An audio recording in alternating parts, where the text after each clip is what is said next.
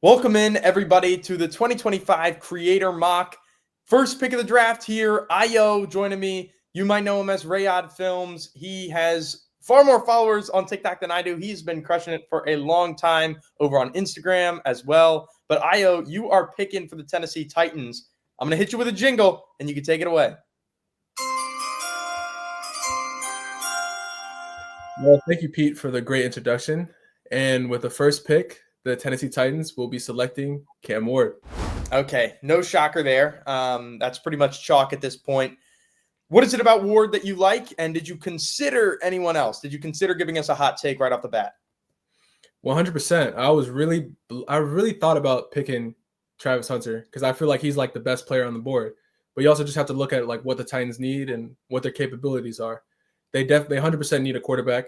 They need a guy to really just change their whole franchise and really lead them into the right direction.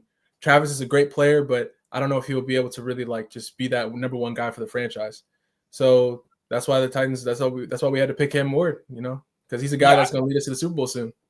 I definitely agree with you that Hunter is a better pure prospect. I think there are a number of better pure prospects, relative to their position, but it was just that positional value for you that was more important.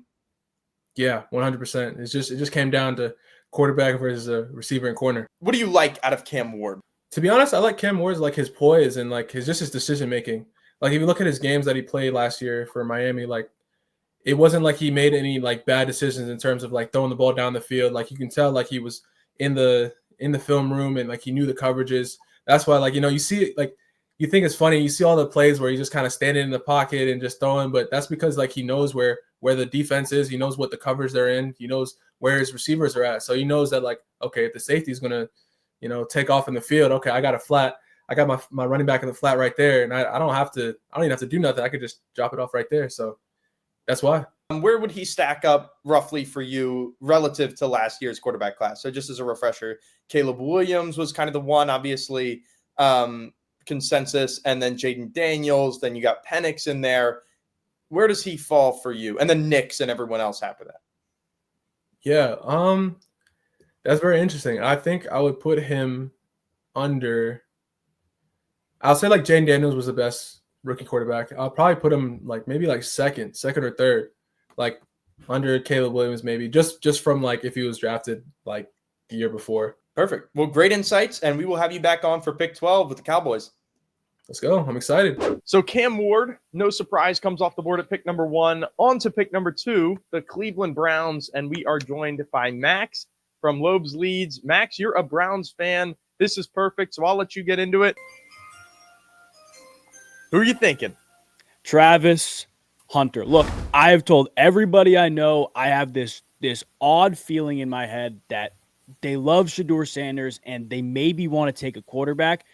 But if I'm sitting there, I look at a guy who's going to step into the wide receiver room, which is already really bare for the Cleveland Browns. Andrew Berry has said multiple times he thinks Travis Hunter is a receiver first, corner second.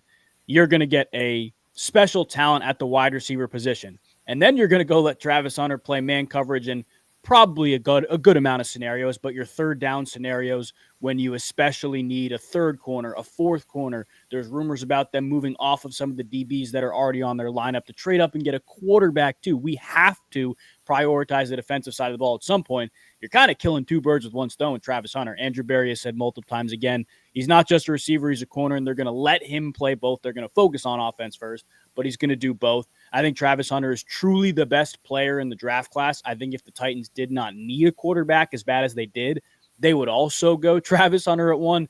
But I think Travis Hunter is an immediate difference maker. He'll come in and immediately contribute, especially if you have Joe Flacco at quarterback. Browns can go some other option later on. There are plenty of guys. They have the first pick in the second round too. We're in a spot where we're not pigeonholed into taking a quarterback right now at 2. Did you give any thought to Abdul Carter? I mean, you think about, you just locked up Myles Garrett on a long-term deal. You paired those two guys rushing off the edge. That would make this guy very unhappy. Did you give any thought to that? Yeah, a little bit. I think when you look at the Browns, the reality is, like I said, the wide receiver room is already really bare. Like, you need offensive help, and the reality is this is an offense that was bottom 5 in the vast majority of categories last season.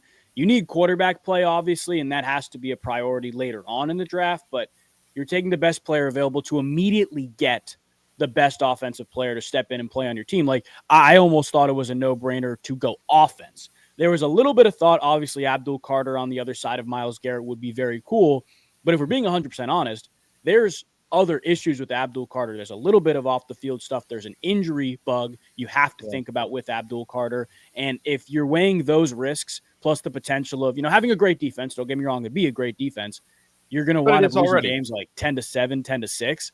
I don't want that. I want to score points. Yeah. Well, great analysis, and we will have you back on for pick 14 with the Colts. All right, pick 3, joining me, Nico from Elite Takes over on TikTok. Over 600,000 followers, been killing it for a long time. But Nico, Cam Ward off the board, Travis Hunter off the board as well. Abdul Carter sitting there, but let's cue the jingle. You know what it is. Who are you taking?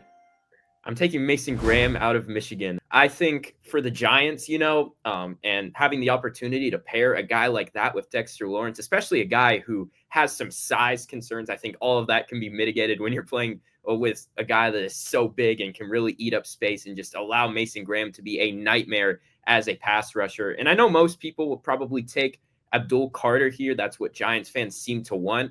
But I do have a little bit concern about how a duo between him and Brian Burns could get pushed around a little bit in the run game. And I just feel like if you get Mason Graham in the interior, it immediately forms like one of the best positional duos in the entire league. And when you think about the NFC East specifically and who they're going to have to compete against if they want to turn this thing around and become a serious playoff team, like that's the type of duo that I think could really pose some problems whenever they have to play, Philadelphia and Dallas and Washington. So to me, that's like creating a superpower and getting a guy that is going to be great, especially with the guy he's playing next to. Yeah, well, that was my initial thought. Abdul Carter, obviously on the board. Giants fans clamoring for that. The nostalgia of the 2007 team. You get a heck of a rotation there on the edge. But I think that's a great point about pairing him with Dexter Lawrence, who's just unblockable. The only thing I'd question, right, because you get some mixed reviews as far as Graham, the run defender. Do you see enough there, or are you just comfortable where he'll be this penetrating 3 tech? What did you see on film as far as his work against the run? I saw a guy who sometimes can get demolished by double teams. Like, I won't lie to you, like the Ohio State game, for example, he got humiliated a few times, but I don't see a guy that really gets pushed around one-on-one, and especially with Dexter Lawrence, like you're immediately making it so that there won't be as much attention on him and he can just beat the man in front of him. But I think really, even if he is a bit more of a liability in the run game, Dexter Lawrence is so good that you just know he's going to be an excellent pass rusher, and that will make up for it, in my opinion. And I just have a little bit more faith for him to be great against both the pass and the run than Abdul Carter. Yeah. And so I guess it looks like the Giants are rolling with Russell Wilson in the year 2025. We'll see you back for pick 13 with the Dolphins, your team, and Sure. some analysis there. Awesome. So pick 4 here with the New England Patriots, and Oz with me to make this pick. If you don't know Football with Oz yet, you will. The best slideshows on the app, and you got the podcast as well, against the Blitz. So you got to catch him over there on TikTok. But right now, Abdul Carter is staring at me. Is he staring at you? Is the pick in? Here we go. With the 4th overall pick, the New England Patriots will select Abdul Carter, edge rusher, Penn State. That is the only pick that makes sense to me. Yes, Patriots fans will be very happy with this. Yeah. Pretty obvious, right? But if you could just, what is it about him that's so special and so obvious to everyone? Yeah, I mean, he's number 2 on my board behind the great Travis Hunter. When you look at him, you kind of see like a little bit of a scheme diverse player. The Patriots probably project to run like a base 3-3-4, I'm guessing. But like this dude can fly. And, I'm not too worried about the injuries. I'm not too worried about whatever character concerns people have. He is the best true defender in the class. Right now, they got Harold Landry, Anthony Jennings, and like Kayvon Chason right now to fill that role. So, but Keon's a completely different player. But yeah, Keon White, I think of just like almost like a 4-eye, like 100%. Big burly dude. You want him down inside. Beat some men, yeah, absolutely. But like Harold Landry used to kind of be like this, but last year he wasn't. So Yeah, well, coming off like, the ACL tear, we'll see if he can bounce back Mhm. with Vrabel, who got the most out of him in oh, Tennessee. love it. But yeah, I mean, Carter, do you have any concerns? I mean, nitpicking at this point, you'll hear some murmurs about his run defense. Do you get any, do you get nervous about any of that? Not really. I think considering he's only played 1 year at edge, and he was considerably better every game you watched. Like starting with the West Virginia game, I thought he was bad. And then I just kept watching game after game, and he got better every single week, especially at run defense. And you saw it in the playoffs a ton. Like he was popping off. A bunch of tackles for loss in the playoffs. So yeah, I'm not, especially what he gives you as a pass rusher, I'm not that worried. Right. You're bringing him in to be that 10 plus. I mean, 10 would be the floor, sacks per year kind of guy. Like you want, you think you're drafting Micah Parsons, quite frankly. That's what the hype is making it look like. So the Patriots will definitely be happy with that. And, we will have you back on for pick 15 where you will be picking for the Falcons. Well, on to pick 5 with the Jaguars now. And joining me is Bladen Kirk. No introduction really necessary. A blue chip TikToker if there ever was one. And Bladen, looking at the Jaguars roster, a lot of times in the mocks I've been doing, Mason Graham has, been in this spot. So I really have no idea what you're going to do here. But, I'll cue the jingle. And you can take it away. Well, with the 5th pick in the 2025 NFL Draft, the Jacksonville Jaguars, yes, they do normally take Mason Graham in a lot of these mocks. They do need a defensive player. They were bottom of the league in pass defense across the board. EPA per play against the pass, dead last. Passing yards allowed, dead last.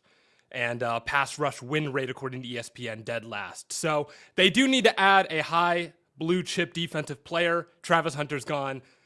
Mason Graham is gone. Abdul Carter is gone. So I have them taking my next best defensive player on the board, which is Will Johnson, cornerback out of Michigan. Yeah. Well, the last time they took a corner at 5, it worked out okay for them.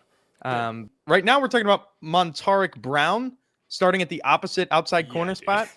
That's not ideal, but you bring in Johnson and then you got Campbell, who I still kind of believe in.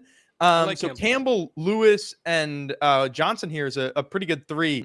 Did you consider anyone else in this spot? I did consider some offensive linemen. Will Campbell, obviously, the other Will in this draft, is a great offensive lineman. But when I was looking at this, I also considered receiver, just something to give Trevor Lawrence some more help. They do have Brian Thomas Jr., who's great, and they've got Gabe Davis, who's like fine. So it's like there's some room there. But to me, the biggest impact would be adding Will Johnson. Plus, he wouldn't technically be my best player available. Ashton Genty would be my best player available. But again, if we're talking about like impact added, I think it's hard to go better than Will Johnson here. Yeah, and the running back position for them is in a decent spot already. It's in decent shape. And the other thing, as a quick sidebar, but I was also thinking O-line. I don't think of the Jaguars as having a great O-line. But the cool thing about Cohen is you get rid of the ball so fast. It's kind of a Tua-like situation where it's just O-line proof. What do you like about Johnson's game, though? Well, do you want more? Well, I guess I already explained why the Jags need a corner. So yeah, we'll talk about just Will Johnson as a prospect here. I know there's a lot of concern about his long speed, but the more I think about it, and I think about like philosophy when drafting corners, I think the best corners are just the guys who play the position better than anyone else, who are technically refined. They've got that great T-step. They've got that great speed turn. They can click and close rel. They have great reaction time. Like, those are the best corners in football, right? Pat Surtain had concerns about long speed coming out of college. Great point. And he's the best corner in the NFL, Defensive Player of the Year, right? There were concerns with Cooper DeJean with his long speed. Now, they did end up playing him more in the slot, which is what a lot of people anticipated. But he still ended up being an incredibly big impact player for the Eagles. Helped them massively in the Super Bowl, of course. So, like, that's the thing that I see in Will Johnson. It's like, okay, you're concerned about, like, the top end, like, athleticism. I know there's some injury stuff there as well.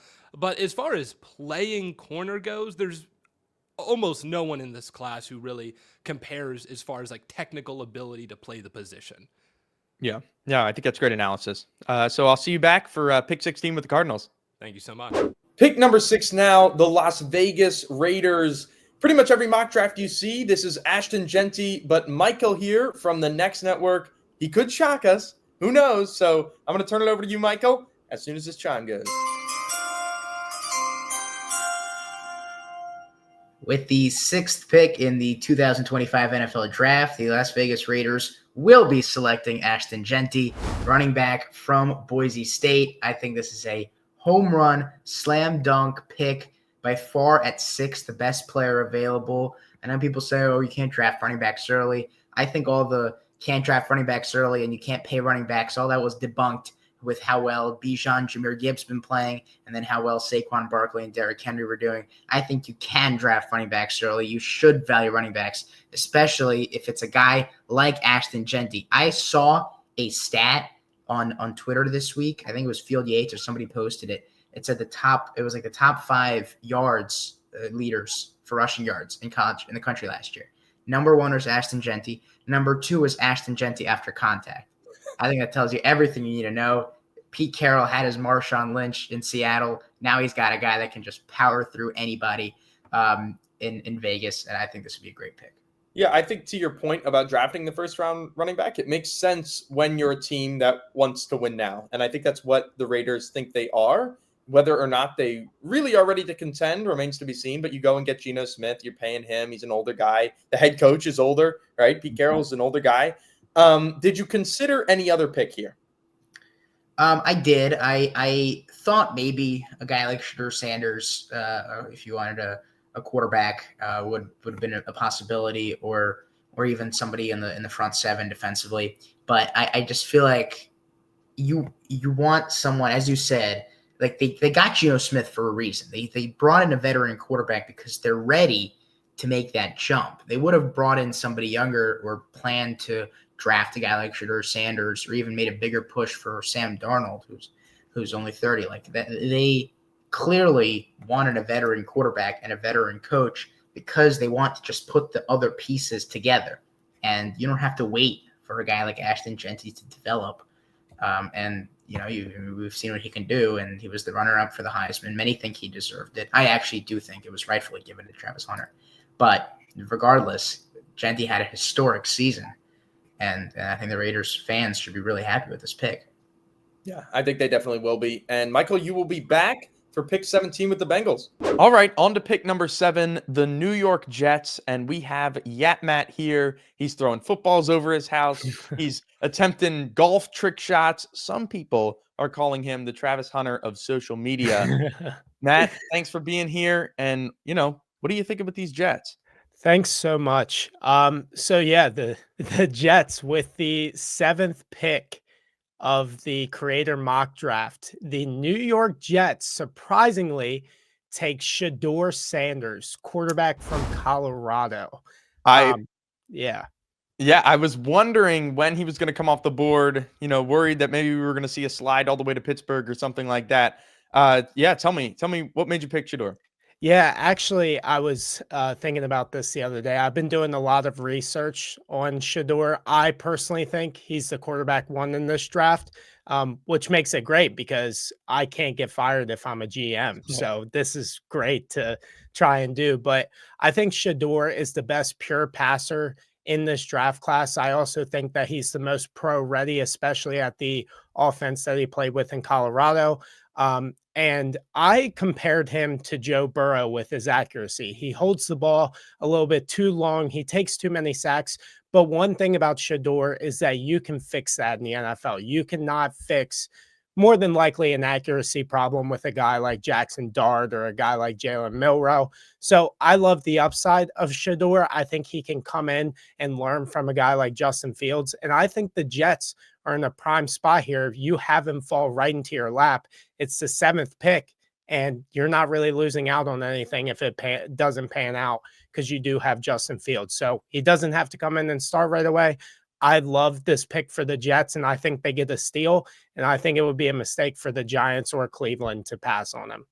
I definitely came away with a different conclusion after watching Shedeur, but if the Jets were like you, I mean, that is a heck of a deal, right? If you get your QB1 at pick 7, you don't even have to move, anything like that.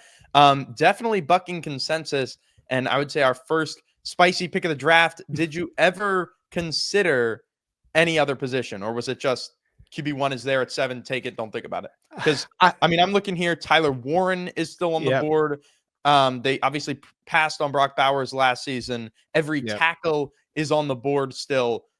What made you go with Shedeur as I did debate those positions, more so offensive tackle. I was going back and forth with it, but if you're how I see it in the NFL, if you have a chance to get your franchise quarterback, you obviously take a swing there. I would much rather take a swing on a guy like Shedeur Sanders with all his intangibles and accuracy rather than taking, I know there's some surefire guys at offensive tackle, but at the same time, you don't win football games with an offensive tackle. You start with the quarterback and you build around him. And I'm not a big Justin Fields guy, and I think that they have a plan behind him. And the only plan would be to take Shedeur if he falls to them. So I think this is the best case scenario. You either get your franchise quarterback or, you can get a tackle in the next draft. You can get a tackle in almost any draft, especially if the Jets are bad once again. So you might as well take a swing at quarterback. And Shedeur doesn't necessarily have to play immediately because you have that 2-year deal with Fields.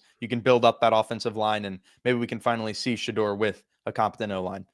Great analysis, and we'll have you back on for pick 18 with the Seahawks. Awesome. Thank you so much, Pete. Appreciate you. Pick number 8 now, the Carolina Panthers. I'm joined by the Caveman NFL on TikTok.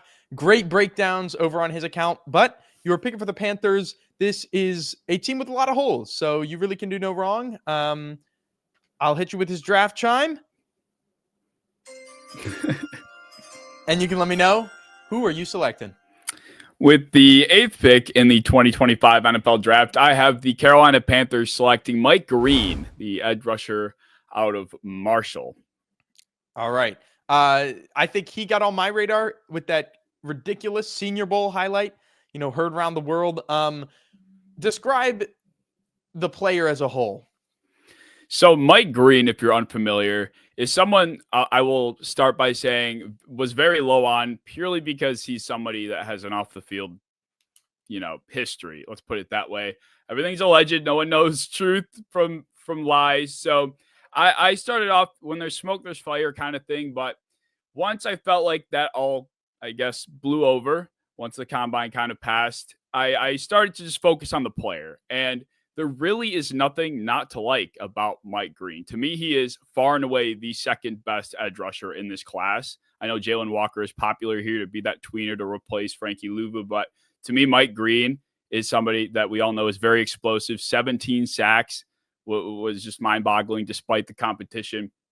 But the thing about him is he brings like a veteran type of prowess to your defensive front. He is always going into a game with a pass rush plan, setting up counters later in the game. Very deep pass rush bag to begin with. But for Mike Green, to me, the differentiating factor is he's so good at run defending because he has a wrestling background. And people don't take that into account. They look at his sack numbers, his pressure rate, and that's really the eye-popping metric. But he was one of the best run defenders per PFF in the country. He led the country in run stops. He was excellent because of that wrestling background and being able to win hand fights. So there's really nothing not to like about Mike Green, and pairing him with Derek Brown as well as Jadeveon Clowney to help.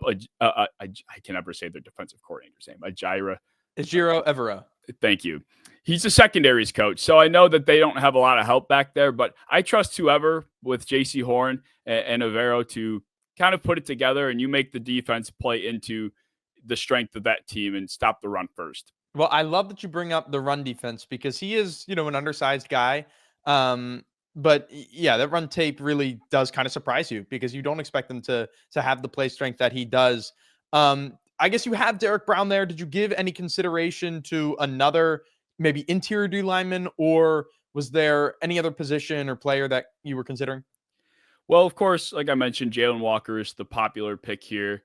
I considered him. I also considered either Derek Harmon or Ken Grant, but the big player that I also considered that I feel like is catching a little bit more steam with Carolina is Ted McMillan. Say what you want about McMillan. He is one of the best receivers in this class, whether he's, first excluding Hunter or fourth on your list. He's very good. And Bryce Young is going into a year where it finally feels like he's breaking through. You kind of want to build on that momentum. And I kind of was toying with that idea a little bit. But ultimately, they spent a relatively high pick on Leggett last year. I was a big Leggett guy, so I don't want to give up on him. Thielen's still somehow around.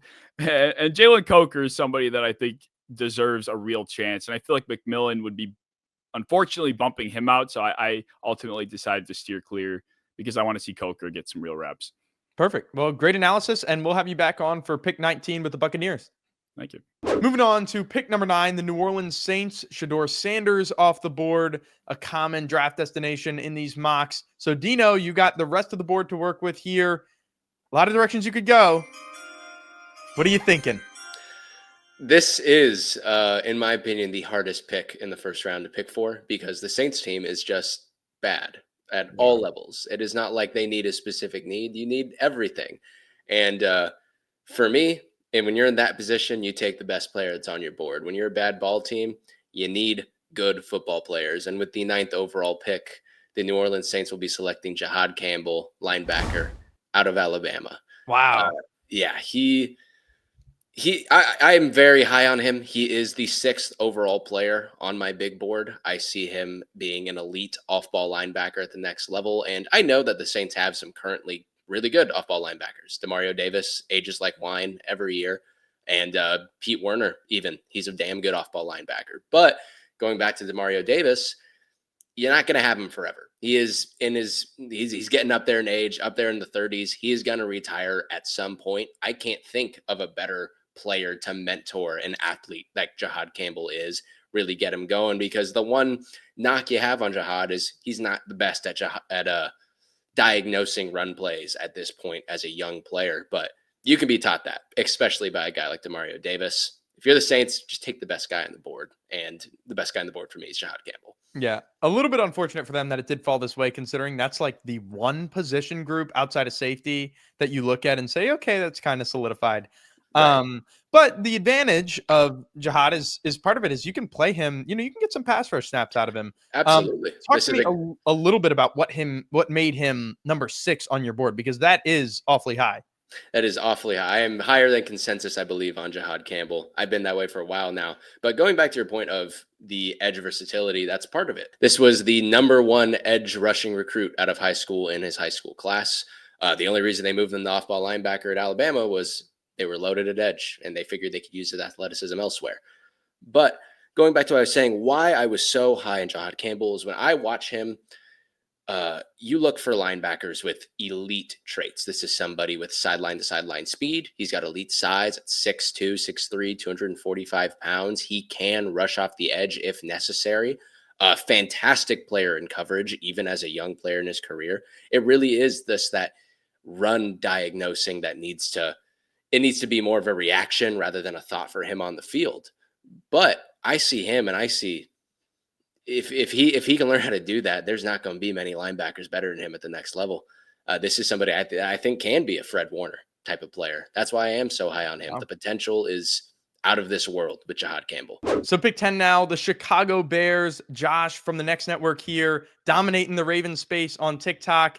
Josh, a lot of ways you can go here. Who are you taking? Let's make it all official here. With the 10th pick in the 2025 NFL Draft, the Chicago Bears select Armand Membu. The Bears have addressed O-line a lot this offseason. Really, that's, for the most part, really all they've addressed. I mean, you look at their roster, it's a pretty solid team outside of that. So if a guy like Darnell Wright pans out, then do they even need O-line? I don't know. But let's look at the board. You got Membu sitting there. You got Will Campbell sitting there. Who, if you think he's a guard, I mean, the Bears have shored that up more than enough with Joe Tooney and Jonah Jackson, who, I mean, we'll see what pans out with him, but I think he's the guy. But the tackle spots are interesting. Obviously, Will Campbell on the board. You mentioned that. What is it about Membu that gives him the edge in your mind? I'll be honest with you. I have not sat down and watched too much of either of them. I'm going off of a lot of what I've heard. And there's a lot of questions about him being a guard. Well, Membu is not. Membu's a tackle. You need the tackle. I think the tackle makes sense. Ryan Poles loves athletic guys also. and he had a ridiculous combine. So I think there's something that I'm not enamored by a guy who's athletic because he's athletic. If you use athleticism and you're good, then I mean, all right, great. Lamar Jackson's pretty athletic, but he's also really good. There's That's like right. so Jaden Daniels, same thing. And and you can go the other way. It's a great pick. And now it's like, Caleb, show us something. You know, we put Yeah. everything that you need around you. We got this new year, new head coach this year. So great pick. On to pick number 11 now, the San Francisco 49ers. And picking for them, we have Quaddy. Quaddy, a lot of directions you could go here. I'm just going to hit the jingle and you can take it away. Let's do it. With the 11th pick in the 2025 Creator Mock Draft, the San Francisco 49ers select Nick Emenwari, South Carolina safety. That is a surprise. Yeah. That is a lot higher than I would have thought for him. Obviously a super dynamic player, but tell me why you think he's deserving of the number 11 overall pick. Well, I just think the guy, he can move around in space at the size he's at, 6'3", 228 pounds, and runs a 4.38 40 with a split of a 1.49. That's pretty crazy to me. The comparison I would give him is he's kind of like a Kyle Duggar guy. And yeah, you got the Malachi Starks, you got the Akuba, the Jonas Sankers in the draft. But I'm not gonna lie, like Nick Emenwari, at the size he's in, he can come down in the box. He can make plays. He can play down there if he has to. He can also play in the back end. He has very good ball skills, and you can see he can jump. He had a 43-inch vert in the draft, which was crazy to me. So yeah, I'm gonna definitely go Nick Emenwari. I think he was just the best guy for us. Yeah, league-wide thought is oftentimes you can get a good safety in the middle rounds. You think about guys like, I don't know, Nick Cross or other guys who've been drafted. And but this is a top percentile athlete here. This is a rare athlete right here. So you think, if this is a Derwin James type, like Derwin James had no business falling to 18 to the Chargers back in 2018. So if the 49ers really do see him as that kind of player, then absolutely it's warranted to select him right here. Yeah. He's just very versatile, man. Like I said, he can just do it all. I think he just fit our system very well. And we love versatile guys over here. We had Deebo Samuel.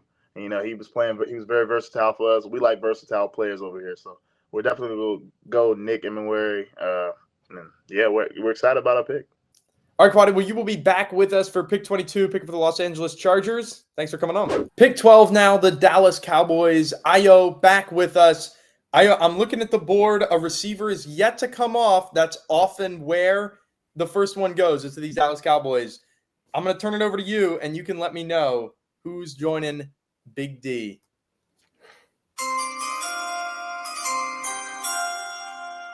All right, so with our pick, the Dallas Cowboys will not be taking a receiver. We will be taking a running back out of North Carolina, Omarion Hampton. That's a little bit of a shocker to me, only because they have Javonte Williams there, who I think of as like a similar player. I mean, right down to the school, that power back, bowling ball back. But you see Omarion, I take it as maybe a higher level prospect than Williams was coming out.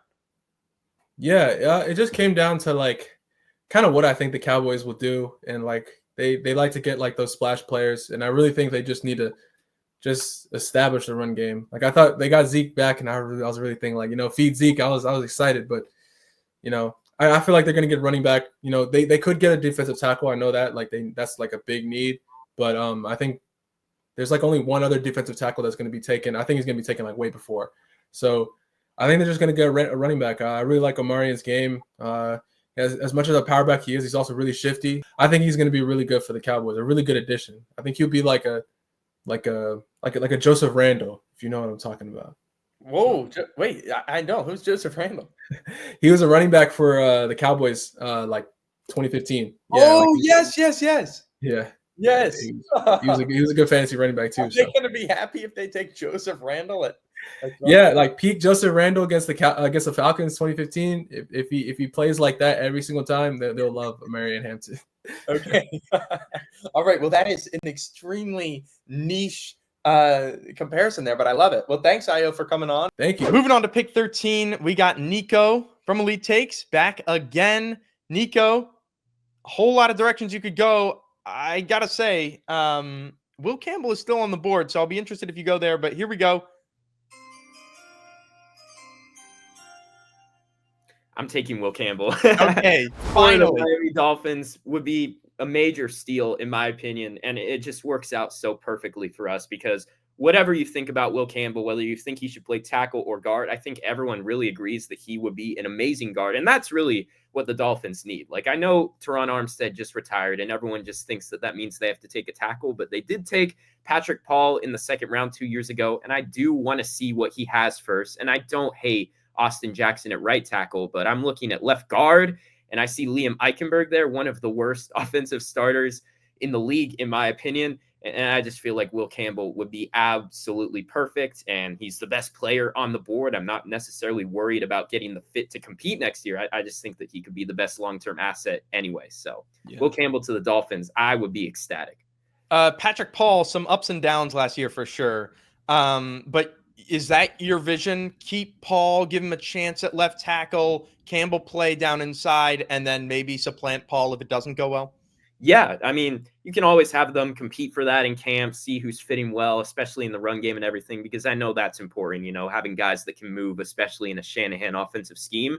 But I think ideally rolling with Paul and Campbell on the left side, like that would excite me for the future of their offensive line.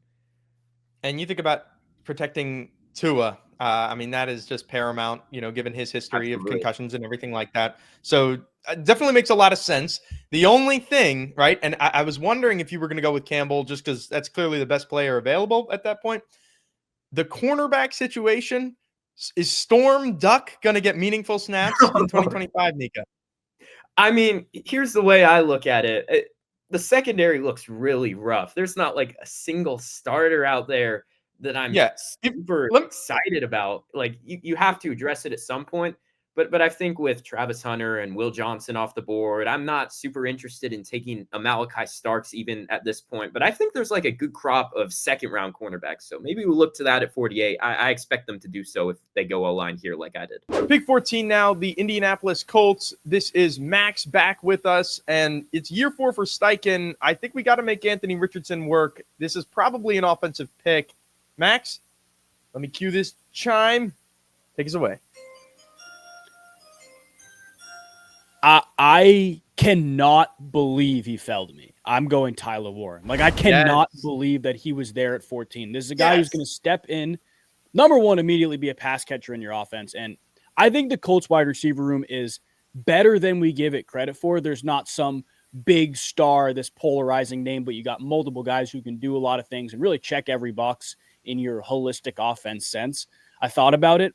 I think the Colts have I don't want to say neglected, but have pushed away the tight end position a little bit since like Dallas Clark. It's been a long time since they've really prioritized. I know they tried with Eric Ebron a little bit, but Tyler Warren is a guy who can, yes, exactly. Yeah.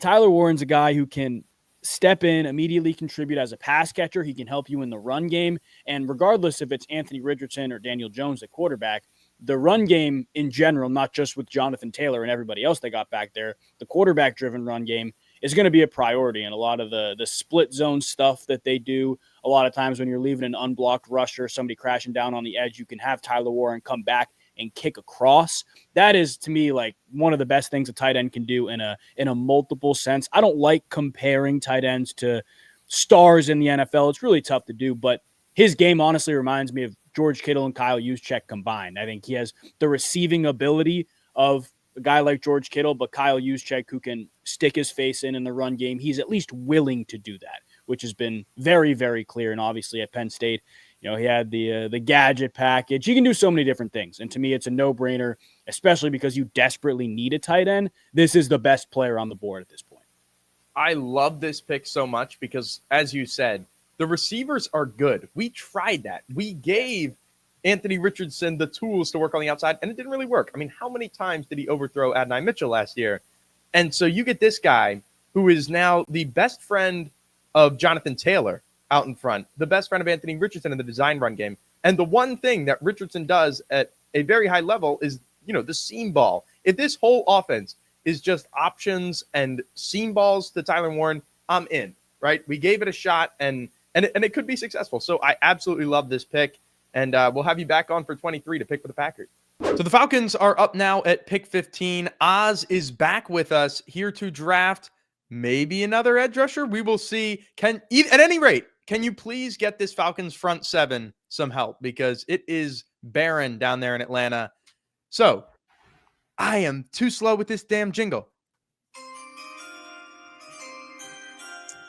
With the 15th overall pick, the Atlanta Falcons will select Michael Williams, defensive end from the University of Georgia.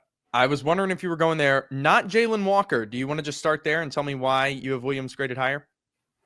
I almost even have Jalen Walker higher on my own personal board, but he just takes such a creative usage to get like the full max amount out of Jalen Walker. And I don't necessarily trust, the entire new defensive scheme in Atlanta to do this. Big fan of Michael Williams. He's not even 21 years old, 6'5", 260. He looks like a monster from Space Jam. Like, he has like almost like laughable levels of length and power at 20 years old. I'm not entirely sure what Jeff Ulbricht's going to run in Atlanta. Probably just a multiple scheme, tight alignment, wide alignment. I think Williams can do both. And Jalen Walker, I still have concerns about like putting him at one specific position, off ball, on the edge. A lot of questions there. So I'm taking like the high floor, safer pick here. But also, it's not like Michael Williams is any kind of low ceiling guy. Nope. You think about 260 pounds, ridiculous length. You mentioned it, 34.5-inch arms, kind of, Trayvon Walker-y, but where like we've all kind of learned from Trayvon, where like, all right, maybe we got a little carried away taking him first overall, but Trayvon Walker had 10.5 sacks last year. This guy has all the tools to do the dirty work. Do you see maybe some of that high upside as a pass rusher? Yeah. I comped myself to Jason Pierre-Paul, where like there is a little bit of that length times power times a little bit of room for flexibility, but he's just so big that it doesn't matter, especially being 20 years old still. Like, yeah, I'm pretty comfortable with the pass rush ceiling there. The age, the frame, the fact that he missed time last year and still put what he did on tape, definitely a lot to be excited about there. And it gives the Falcons their first legit pass rusher since Vic Beasley. That 1 year? Yeah. Is there anyone else I'm missing? Like, they've just been kind of front for a long time. Well, they still got Leonard Floyd and Arnold Ebiketie. That's like it, right? Yeah, Arnold Ebiketie, Leonard Floyd. They took Rook Orororo. Oh yeah, last year. I'm not banking on him to be kind of like 2 feet in the ground, out a wide 9 alignment. No, I don't like him there at all. So definitely not. Yeah, I would. They just needed somebody like this so bad. It should have been Jared Verse last year to most people, and they went quarterback. I don't think they can go offense again if they want to keep any fans. So has to be at least defense. Did you give consideration to any other position or prospect? I looked, not really. There was a few that I would like, but they were all taken already. So I was looking even like Mike Green was a guy I had in mind a lot. Jahdae Barron, I was kind of looking at him to play the nickel a little bit, but they were all taken. So yeah, defensive end it is. And definitely, if you're a Falcons fan, you should be pretty happy walking away with Michael Walker. All right, on to pick 16 with the Cardinals now. Bladen is back with us. Bladen, I was looking at this roster. There aren't too many holes. There are a lot of ways that you could go here. I'm excited to see what you do. So with that being said,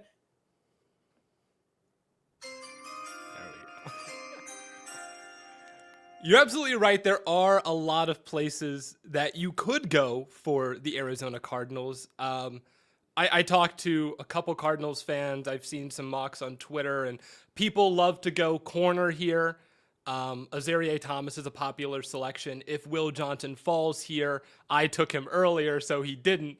But I ended up going edge. I thought, adding another pass rusher could not be a bad choice for them. So I took Donovan Ezeraku out of Boston College. Yes. Yes. All right. This is one of my favorite prospects in the entire draft. Let the people know what is so special about this guy.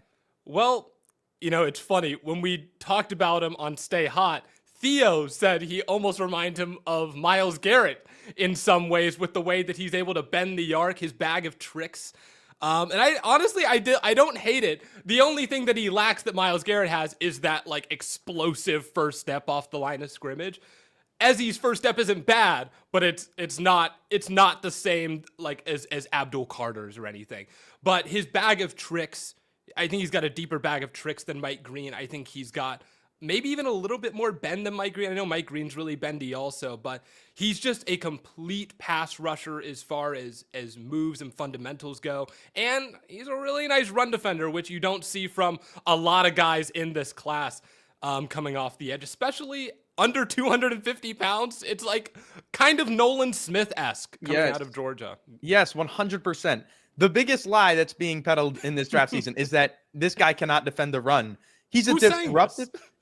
You'll hear it online just because people, the size, people just pencil it in. But you can tell, like, people who actually sit down and watch the guy know that he makes plays in the run. And I mean, that's really important, especially with everything so efficiency driven now. Like a TFL is like, you know, one of the most valuable plays you can make. The reason I said that I love this pick so much is because last year they went with Darius Robinson, and it was this total like, oh, we're a real organization. We value how he plays the run.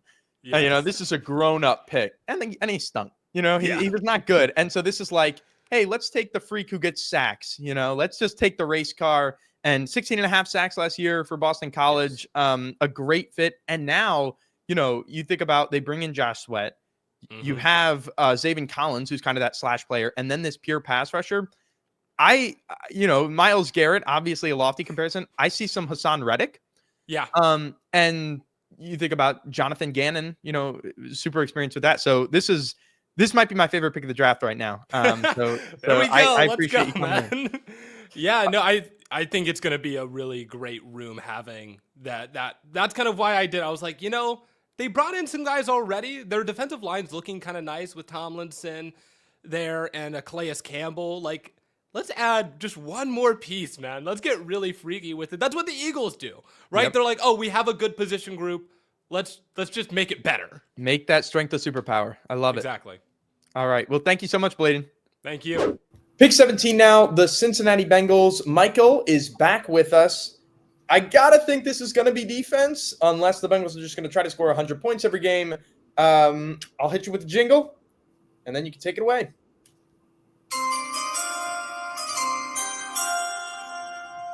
With the 17th pick in the 2025 NFL Draft, the Cincinnati Bengals will be selecting Jahdae Barron, cornerback from Texas.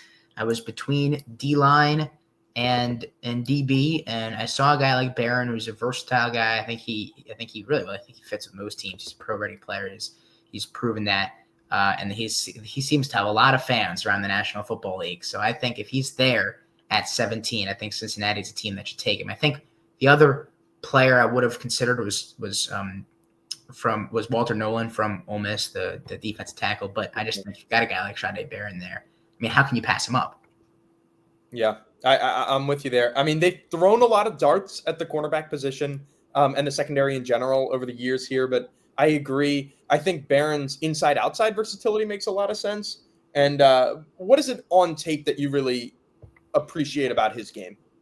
Yeah, I think this is something that I'll say is people sometimes undervalue. And when you look at the games that these corners, these DBs play against the competition, they got a guy in Barron that played his best games when he played Georgia, when he played Clemson, when he played those big schools and those big moments against the best receivers and the best competition. I think that's something, and he always proved, especially this year of the, it was by far his best season this past season. And there's people there that are saying he might go ahead of Will Johnson. And I've read that there's teams that have him on their board ahead of Will Johnson. And I think there's many traits that you can pick from both Johnson and Barron. Who's your corner one? Oh, I guess corner 2 and 3 because Travis Hunter. But yeah, no, I think especially with the Bengals, they have a fairly weak corner group with DJ Turner, Cam Taylor-Britt, Dax Hill. It should be a really good pick for them. Yeah, it needs work, and this becomes other than I'd say Geno Stone, your best defensive back. So I think it'd be a smart pick for the Bengals. Yeah, I think that's great insight, and I think Bengals fans have got to be happy with that kind of value at a position of need. Well, thanks for coming on, Michael. Of course. Thank you for having me. All right, on to pick 18, the Seattle Seahawks. Yap Matt back with us again. They've retooled their entire offense here. Quarterback, DK Metcalf and Tyler Lockett walking out the door. Matt, tell us, who are you taking?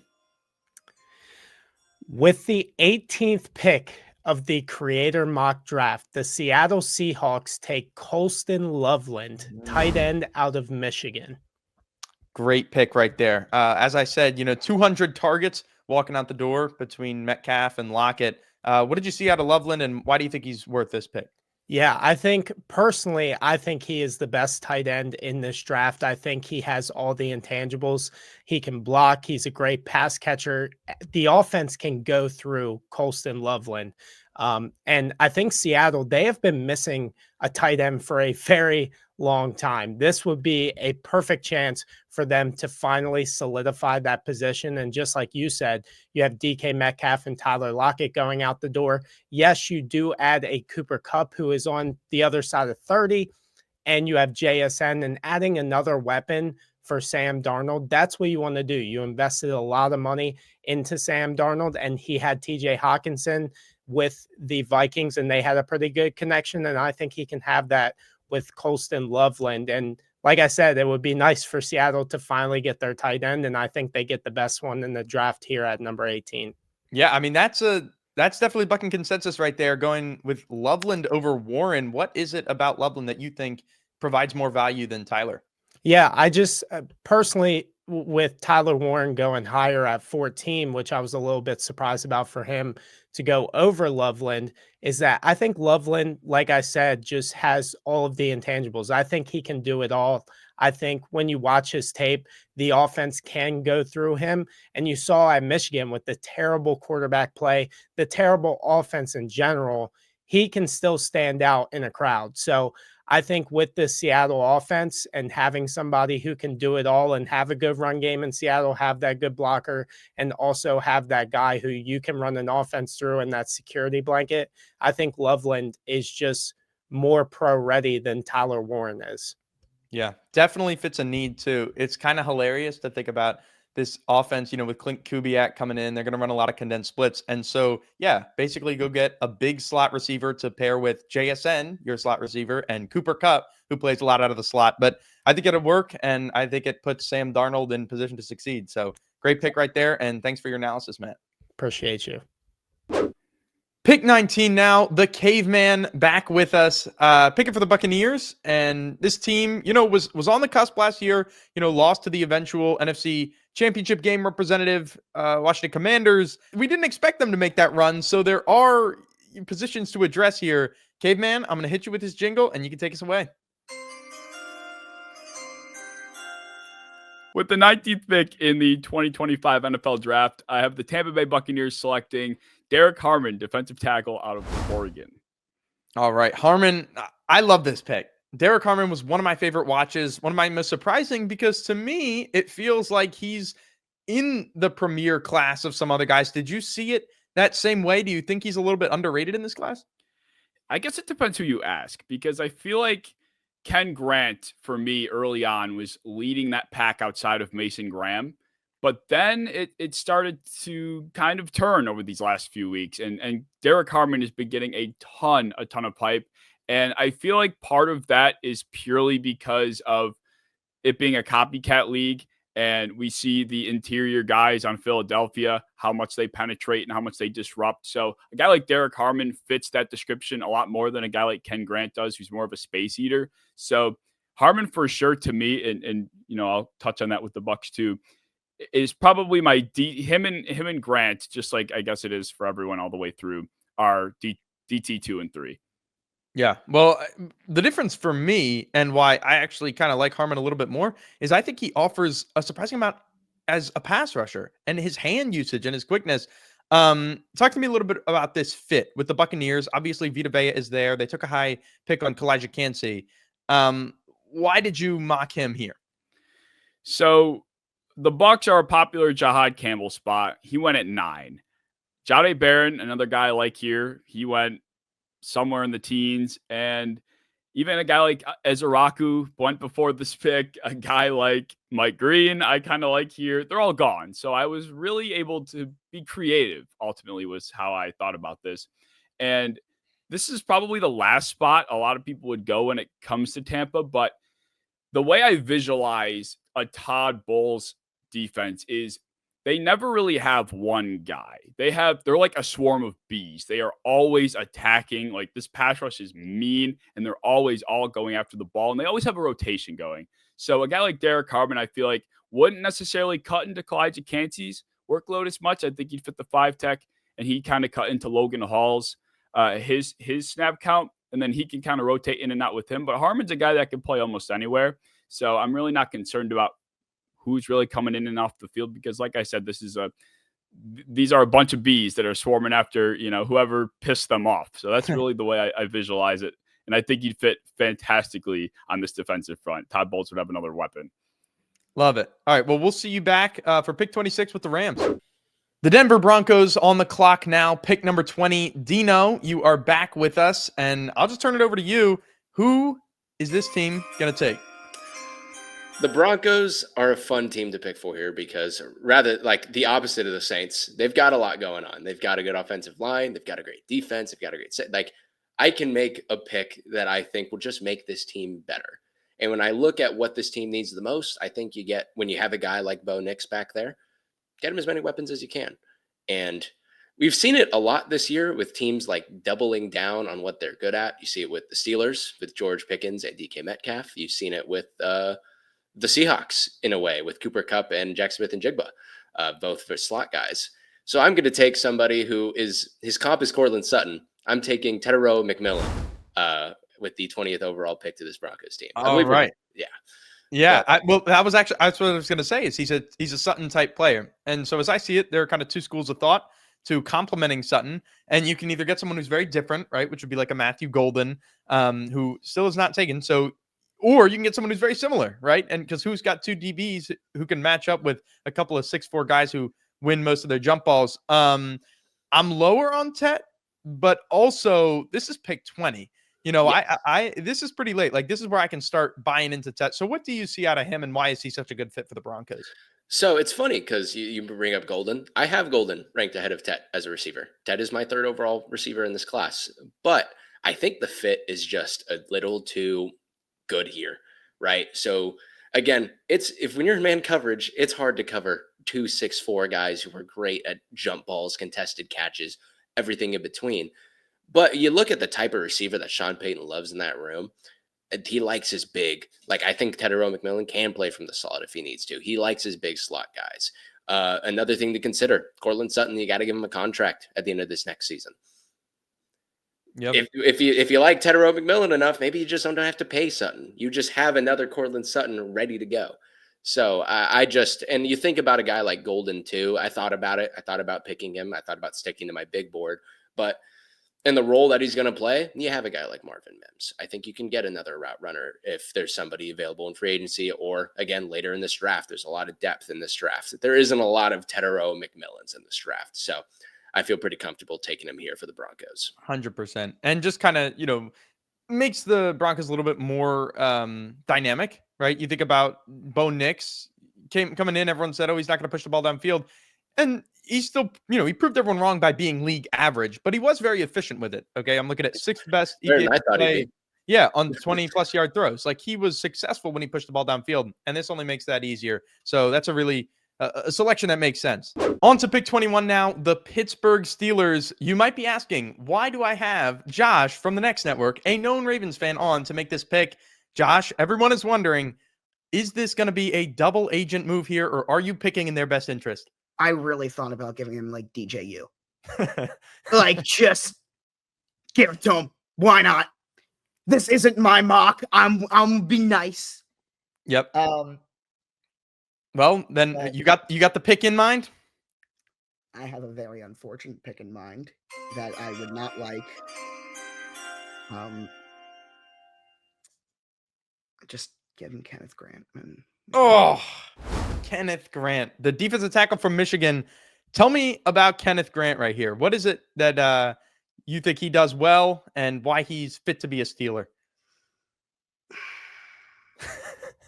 Well, Cam Hayward doesn't seem to age. It's true. It I've is noticed. ridiculous that Cam Hayward, what is 35, 36? I mean, he's younger than Calais, but not by as much as people think. He's 35. So, in theory, the guy should be on the decline. He's not at all. So, really? Do the Steelers need him? Maybe not. And I mean, you just think about the edge rushers they have, Herbig, Watt, and then that push that Grant, at 331 pounds with his size, like that's going to be miserable for, this guy and every other quarterback that they go against. So that's a great pick, and I hate it. It's very simple. I don't think he is sitting there at 21. Do you? No, he's probably gone. If he is, they take him. But I would be very surprised if he is sitting there at 21. But you never know. Yeah. Especially this year. I guess they're going to need Aaron Rodgers to bail him out. All right, pick 22 now. The Los Angeles Chargers. Quaddy is back with us. Quaddy, here's your chime. With the 22nd pick in the 2025 Creator Mock Draft, the Los Angeles Chargers select Mason Taylor, LSU. They are definitely tight end needy. You were probably a little bit disappointed with how the board fell, considering Warren was off the board. Loveland is off the board at this point. Mason Taylor is the next guy on a lot of people's big boards, and he is for yours. Tell me about this kid and why you think he's this valuable. Well, just look at the guy's last name. His last name is Taylor. That's my last name. So he's got to be a baller. But deep insight. To get a little bit of seriousness about it, I think he's a big guy, 6'5", 251 pounds. He ran a 4.65 40. That's insane for that size. And he's got great hands. If you go back to his film at LSU, he always made big plays for him in the time needed. So I definitely felt like we could have, we needed this guy, and I'm very happy that we took him. Yeah, I mean, you mentioned the natural hands. I think he's also a fluid mover, knows how to tempo his routes, and finally going to give Justin Herbert some competent tight end play that, he's kind of lacked recently. And I don't want to see him throw into Tyler Conklin all season. I got more than enough of Tyler Conklin with the Jets last year. So I definitely like this pick. Would have been nice probably to get one of the top two guys, but I don't think you're going to feel too bad walking away with your starting tight end for the next 5 years. Yeah, Mason's our guy. I mean, those two guys didn't fall to us because, they just weren't for us. So, we got Mason Taylor, and that's our guy, and we're going to roll with him. Pick 23 now, the Green Bay Packers. Max back with us for his third pick. What are you thinking? The Green Bay Packers need some wide receiver help. I know Luther Burden is a good name. I know people are throwing that around a lot.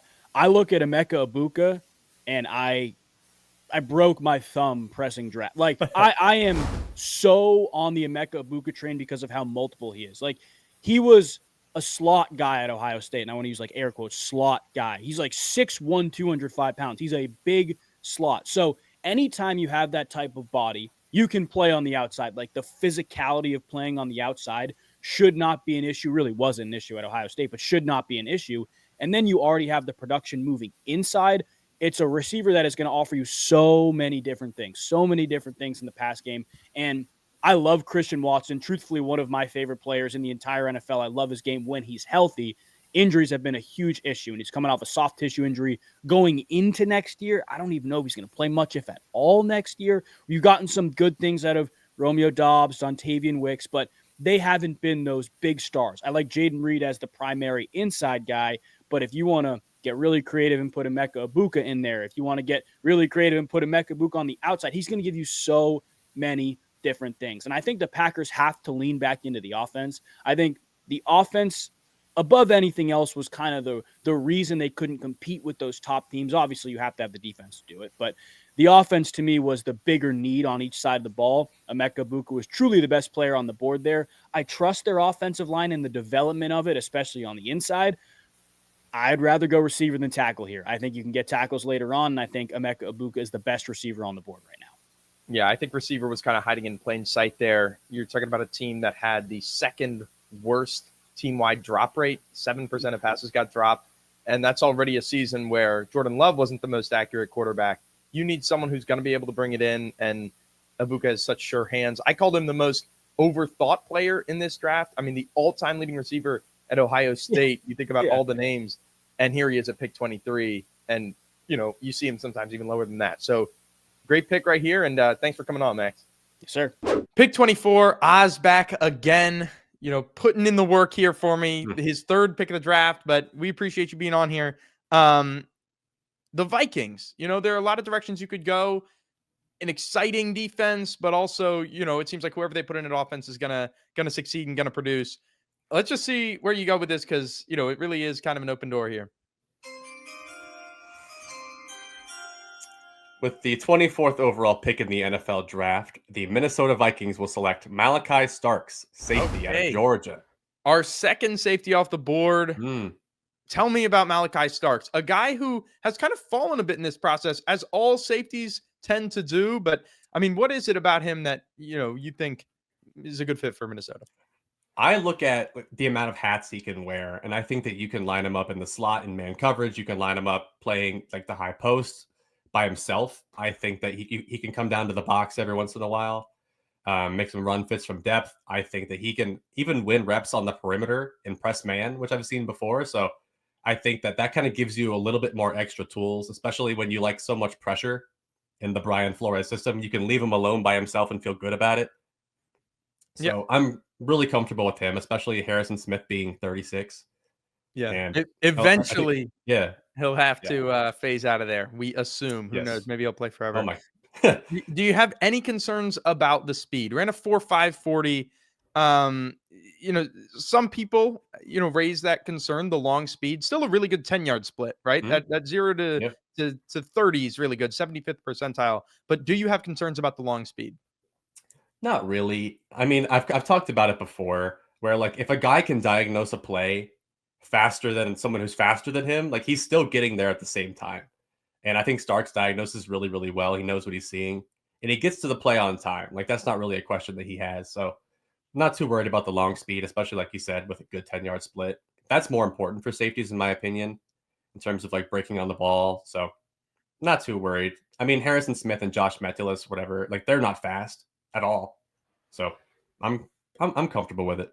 Yeah, and I mean, you could think about some of the guys who ran. I mean, Ed Reed was a 4.57 guy. Right. You know what I mean? He didn't look like, slow. Yeah. Not at all. Right. Like some guys just play faster. I take it you think that Starks is one of those guys. Filling in for Cam Bynum, I guess, who departed, went to Indianapolis. It's pretty exciting if he is this really cerebral player, fitting in with Brian Flores. Yeah. I mean, and it also happens every year. It happened with Brian Branch, where the testing's not like the tape's great, multiple years, but the testing's not great. There's another safety that might pass him up in Iman Mori, and he falls, plays great, and everyone wonders how it happened. I'm not going to let that happen. He's too good to let slip into the second round. And the ball skills are probably top of the class. Yeah. For safeties, comfortably, yeah. Pick 25, Josh back for a third time. We have the Houston Texans. This is a roster that's fairly complete. Questions on the O-line. They've done some reshuffling, made some transactions. Another team where, maybe this is turning a strength into a superpower. I'm curious to see where you go here, Josh. And let me cue my chime. All right. Who you got? But with the 25th pick, Houston takes Matthew Golden. Yes, finally, the slide is over. Yeah, he's a good player, man. But the thing with the Texans' offensive line is they are taking a massive gamble. But I feel like the gamble is here. Like I don't see them adding to the offensive line. I think they have it. And the question is whether or not it'll work. They have Jarrett Patterson and Drew Scruggs, who are entering year 3. They have Blake Fisher, who's entering year 2 on the right side of your offensive line and then your center. If the Texans' those 3 guys pan out, the Texans are geniuses. But if they don't pan out, then you did all of this moving around, all this reshuffling to go from a bad offensive line to a bad offensive line. I would be comfortable with maybe one player who I'm banking on a leap from, right? If you got two guys, maybe one. Three makes me a little nervous, but Matthew Golden, I think, is a special player. And, we've talked about this Ravens philosophy where you take the best player available, right? New England's been that kind of team, right? That's where Casario hails from. So I think he values, Golden in that spot. And the fact that Golden is even here at 25, I think is a big mistake by the teams in front of them. Pick number 26 for the Los Angeles Rams. Caveman, you're back with us. What are you thinking here? With the 26th pick of the 2025 NFL Draft, I have the Los Angeles Rams going with offensive tackle out of OSU, Josh Simmons. For the people that don't know, Simmons he has a lengthy injury history, correct? But when he's on the field, he's up there with just about anyone in this class. Do you see it that way? 100%. And I am not nearly as much as a film grinder as my Against the Blitz co-host, Austin, at Football with Oz. He was talking about Josh Simmons very early on into our podcast, into draft prep. And he's like, Josh Simmons is clear, far and away the best offensive tackle in this class. It's just he got hurt. That's really it. But he's smooth. The guy's able to get out in space. He's able to plow over people, kind of like early Tyron Smith type of thing. Like he was able to get out in front and clear the path. And I see a lot of there's so much athleticism with Josh Simmons. That's the thing. It's like you don't think of offensive linemen as athletic a lot of the time, but this guy can really move when he's healthy. Yeah. And I mean, you talk about that ability to displace D linemen. And if he regains that, you think about the Rams, kind of how they've transitioned to a very duo heavy downhill run game. I think that's a perfect fit. 100%. And we look at Los Angeles's offensive line. I believe they locked up Alaric Jackson. Yes, 100%. They locked him up on one side. He's a young offensive tackle, so they're good there. And then on the right side, they do have Rob Havenstein. God bless me. He's 33. This is about the age that offensive lineman, like he's been solid, but there's going to be some sort of downhill slope with him coming pretty soon. If it's not this year, it's coming quick. This gives Josh Simmons an opportunity to kind of heal up, wait until his opportunity really comes, and then he slides into a Sean McVay offense, and they all of a sudden have two franchise tackles for the next 4, 5, 6 years, and that's going to be huge for a team that's looking for a new quarterback. You want to be able to protect whoever that's going to be coming in, so that should be priority number one. Pick 27 now, the Baltimore Ravens, and we have a Steelers fan, Frank Michael Smith here. Kind of an empathy exercise for you, I guess. Luther Burden still on the board, Kelvin Banks, James Pierce, Walter Nolan, still some good guys. But I'll just turn it over to you. What are you thinking? Yeah, well, thanks, Pete. It's an honor to be on here. Let me just say this draft so far, strange, man. Like I guess we just haven't learned not to take running backs in the first round. We have Genty going at 9, and we have Hampton going at 15, and Shadur goes way higher than what seems is going to be reality here. He goes to the Jets. I might have got a few of those numbers incorrectly because I'm looking at the spreadsheet and it's off by 1. But I'm not going to complain about Genty. I will say Omarion went pretty high, and I am out as a Shadur hater, I guess you could say. Oh, you're in on the hate group. I am the president of the fan club, or the hate club, I guess. I might need an invite. I don't see it. I just don't see it with him. You got to have one trait that really blows me away if you want to be a first round QB, and I don't see it with him. So anyway, let's talk the Ravens here. I'm on the clock. I know you mentioned a few options here, and I'm probably going to botch this guy's name, but I'm going with the edge from Ohio State, JT Tuimoloau. I practiced it before I came on here, and I'm still not going to get it. JTT. JTT. Thank you.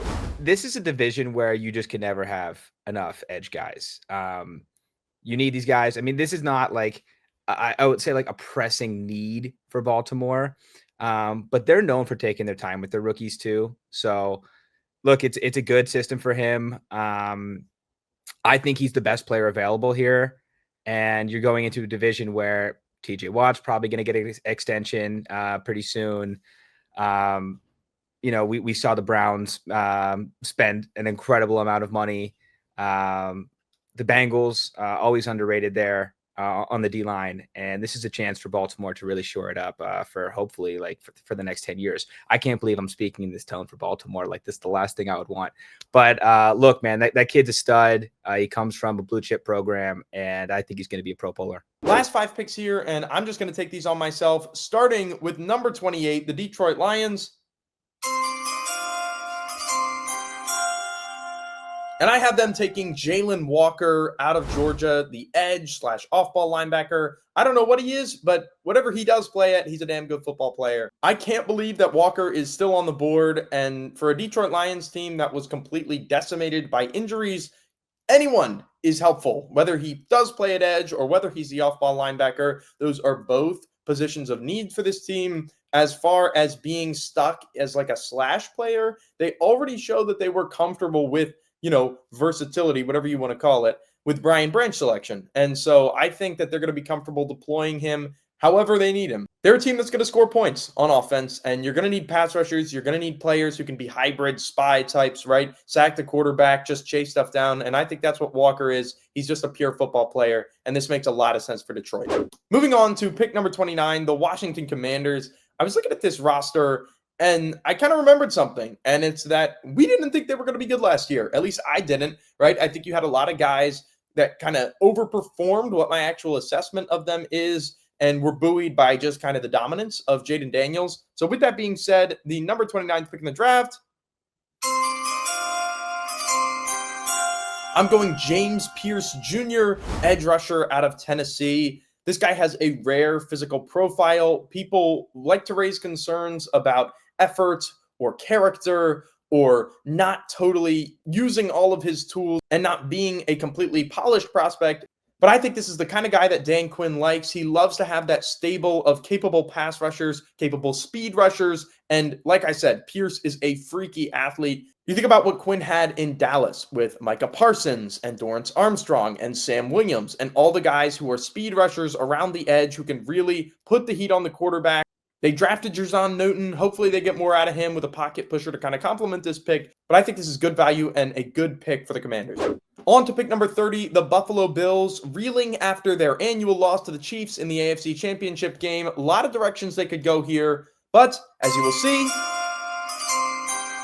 I landed on Andrew Makuba, the safety out of Texas, an instinctual safety who can go and replace Damar Hamlin. A great story, but a weak spot on that defense. Makuba, I think, is so instinctual. You can deploy him in a lot of different spots. He's super comfortable in zone coverage, reading the eyes of the quarterback, breaking on the football. He can buzz down into some underneath coverage from a lot of 3 looks, anything like that, robbers. And I think this is the best pure coverage safety the Bills have had since Jordan Poyer and Micah Hyde. On to pick 30, the Kansas City Chiefs.